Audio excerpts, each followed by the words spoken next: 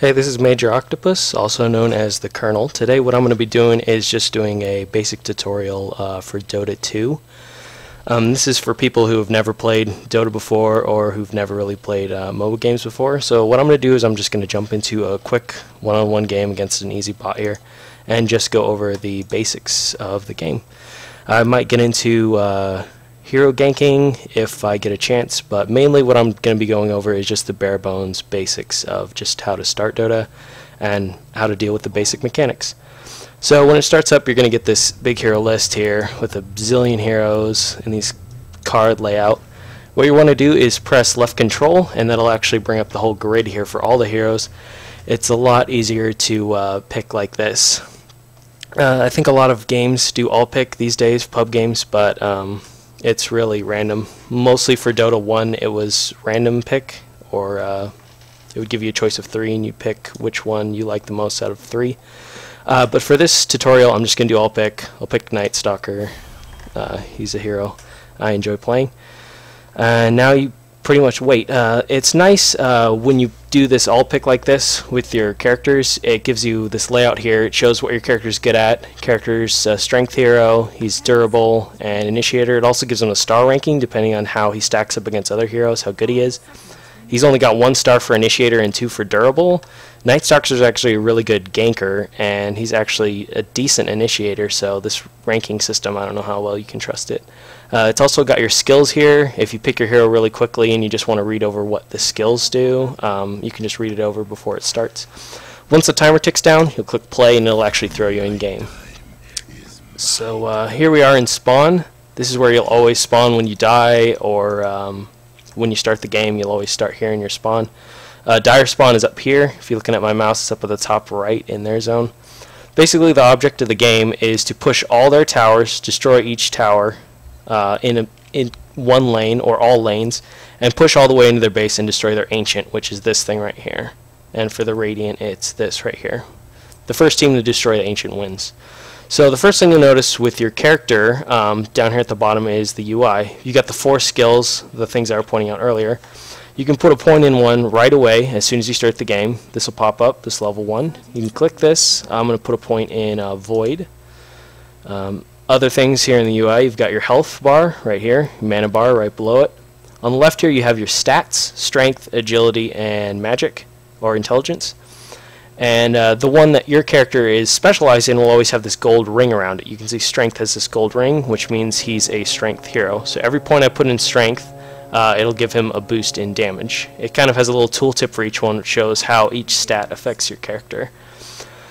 On the left here you have a sword with a number. This number is your attack damage. Every time you hit another hero or creep, you'll do this much damage per hit. Now this is going to go up per level, and depending on what items you stack, it can get really high.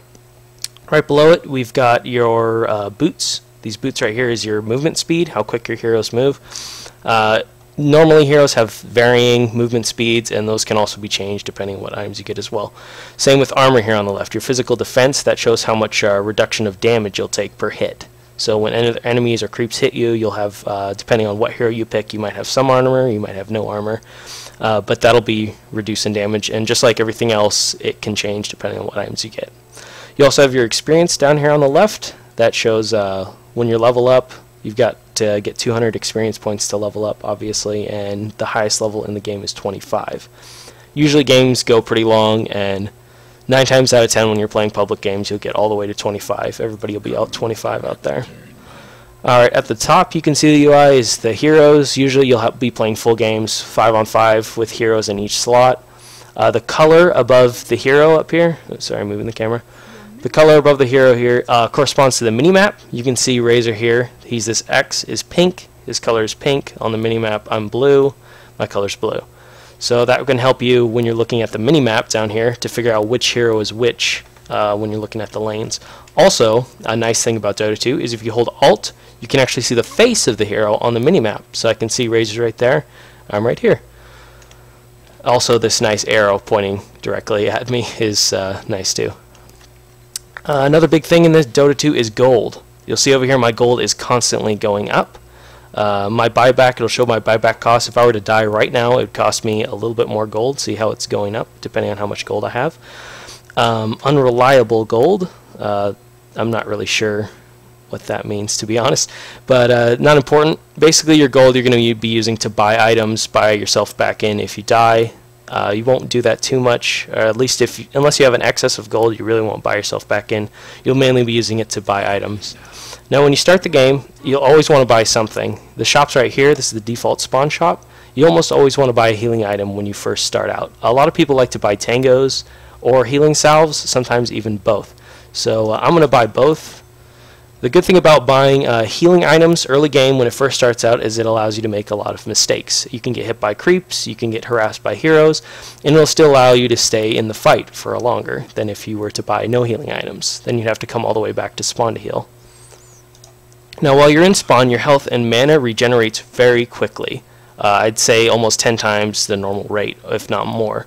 Your health and mana will regenerate very quickly. In a few seconds you'll be back to full. When you're outside of spawn, it's a lot slower, so you have to be careful with skills and abilities. You don't want to take too much damage or use too much mana. You want to conserve until you get some items to help you with regen. Normally I also do, since I kind of have enough gold, I've been sitting in spawn for a while, I have enough gold to buy something else. I almost always buy boots first with every hero, sometimes power treads, face boots, arcane boots. You'll see in this shop menu, when you go to upgrades, this very first menu will have all the boots in them. Power treads, phase boots, boots of travel. You also have arcane boots, which is a magic item right here.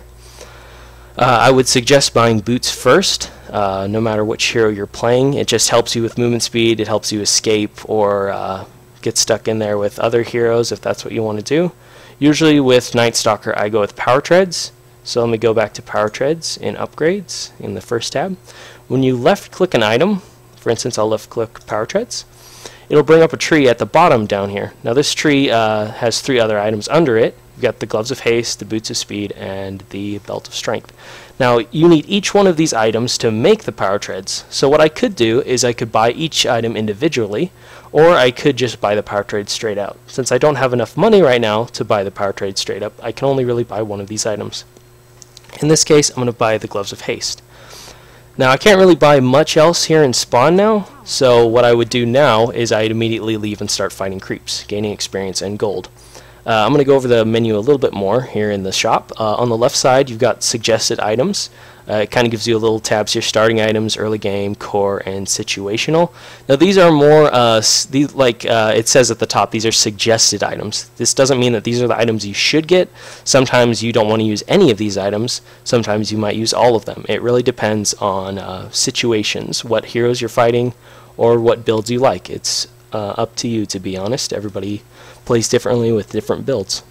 In my case, I'll be using several of these items throughout the course of the game. You probably won't see me buy them since this is just a short basic tutorial. But let's go ahead and look at a different item now. Let's go ahead and scroll over to the right here. These are some of the stronger items in the game. I'll go ahead and click the, well, not the Desolator, let's click something else. None of these items. Here we go. So if we look at the Eye of Scotty, when we're looking at the tree, we can see 2 of these items have these little red boxes at the bottom right. Those boxes mean that those items cannot be bought here at the default spawn shop. Those items have to be bought in the secret shop. So there's 2 secret shops here in Dota 2.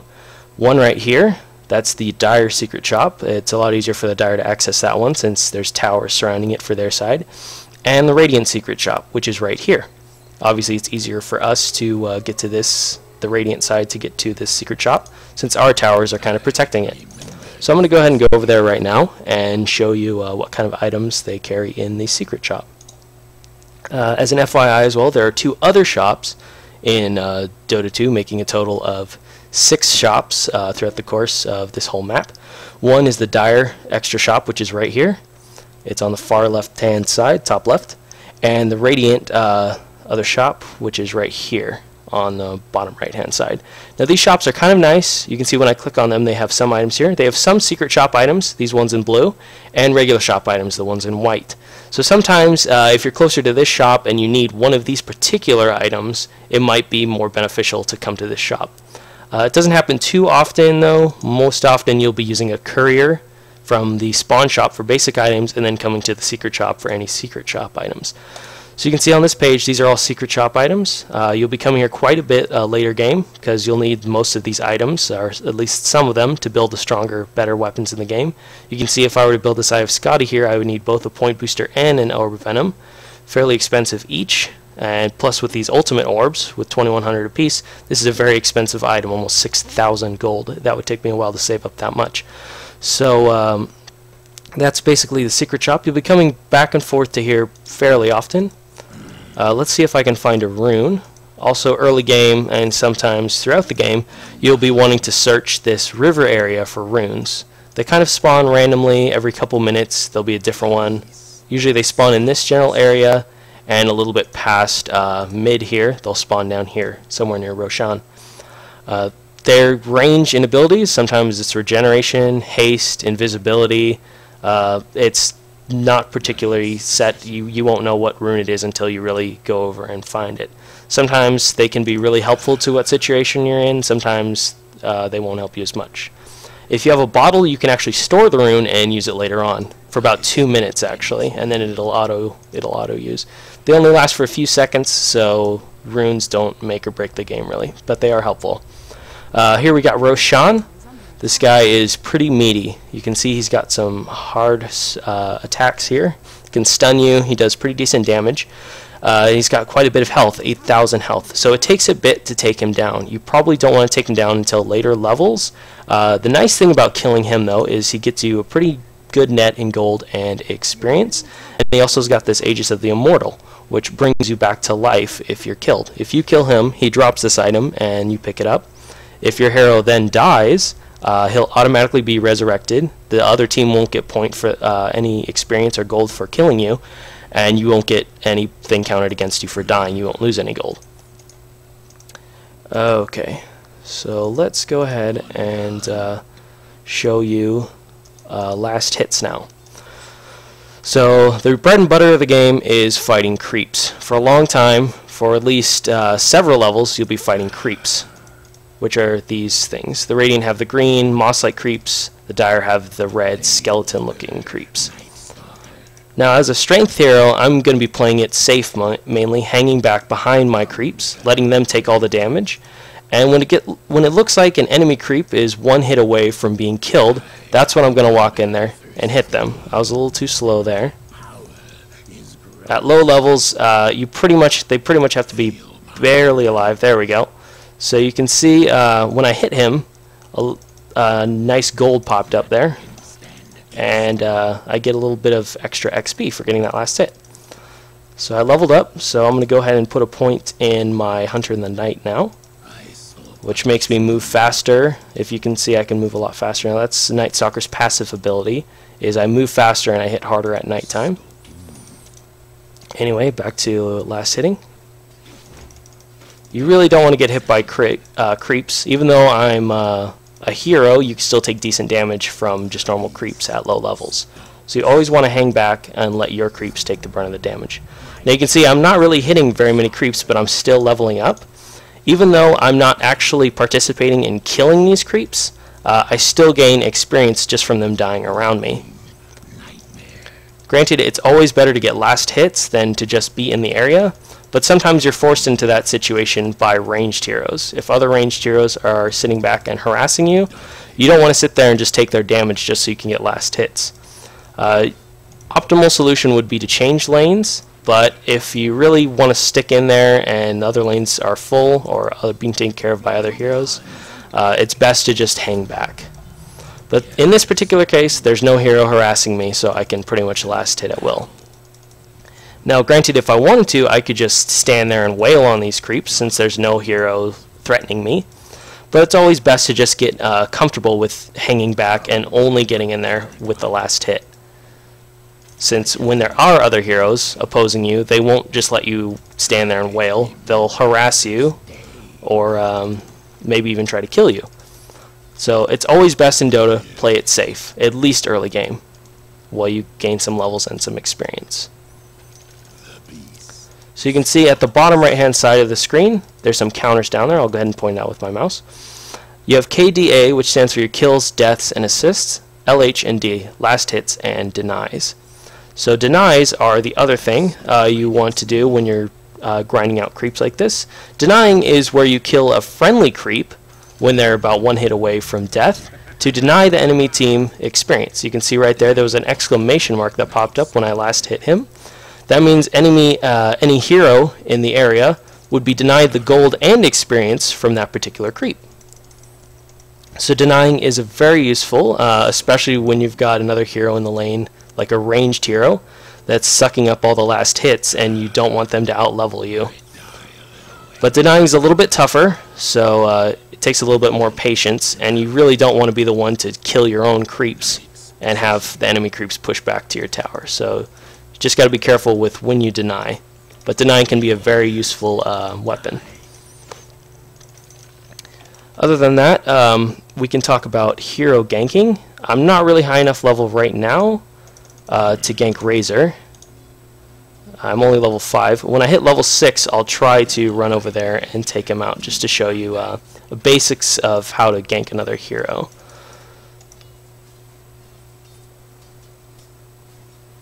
So you'll be doing this a lot for the first, I want to say 10 to 15 minutes of the game, maybe more. You'll just be hanging back, killing creeps, last hitting creeps, and gaining experience. So I hit level 6 now. When you hit level 6, what's going to happen for every hero is your ult is going to unlock this last skill here. For Night Stalker's particular ult, his ult allows me to turn it to nighttime instantly. Now I mainly want to use this at night to extend nighttime. It basically freezes time. But daytime is pretty long, so I occasionally will use it during the day as well. Actually, you know what? Let's go to spawn real quick, since I need some items there for my boots. Now, something I didn't mention earlier is the towers. They will automatically hit any hero or creep that is around them, any enemy hero or creep. And they do pretty good damage to heroes and kill creeps very quickly at early levels, so you really don't want to get hit by those things. You always want to stay away from them. Unless, of course, you're strong enough to kill them. Alright, so let me go ahead. Also, you've got the Soul Search up, Power Search up here at the top. So I can type in Power Treads, which I wanted to buy before. Click on them, and it'll bring the tree back up. Now I'm going to buy each item individually, and you can see they automatically turn into the Power Treads. Since my hero is a Strength hero, I'm just going to leave these Power Treads on Strength. Now let's go ahead and go top and see if we can deal with Razor.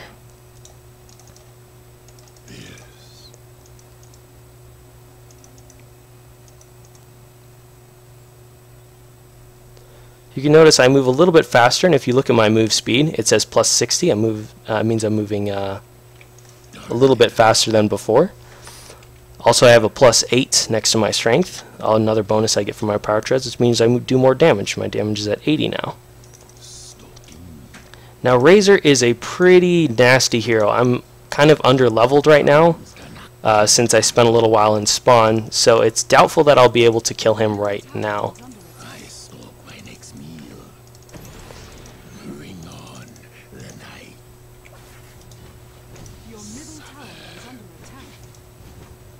So you can see the enemy creeps are hitting me. Usually when you're going after enemy heroes, the creeps will automatically start targeting you. And I really don't want to take much damage from these creeps. So you see, I can't really gank Razor right now since I'm a little bit underleveled. But that's about how you would do it. You come up behind them. You really don't want to charge straight through the creeps because then they'll definitely hit you. A better strategy would be to come up behind and hit him right here. Now you really want to do this when our creeps are kind of outnumbering theirs. That way they'll take most of the damage and I won't. Now I'm not going to sit around and grind some levels some more just to show you how to gank him, but that's just a basic example of what you do. Now as Night Stalker, I really wouldn't gank too much during the day because it leaves me vulnerable, but during nighttime I'd be running back and forth between the lanes killing heroes basically. And that's basically Dota 2 in a nutshell. So there's a lot more mechanics with builds, what items you buy, particular setups you'd want to do against certain heroes and skills. But this is just, since it's just a basic tutorial of just the bare bones of Dota, that's about all you need to know. So thanks for watching, and hope to see you next time.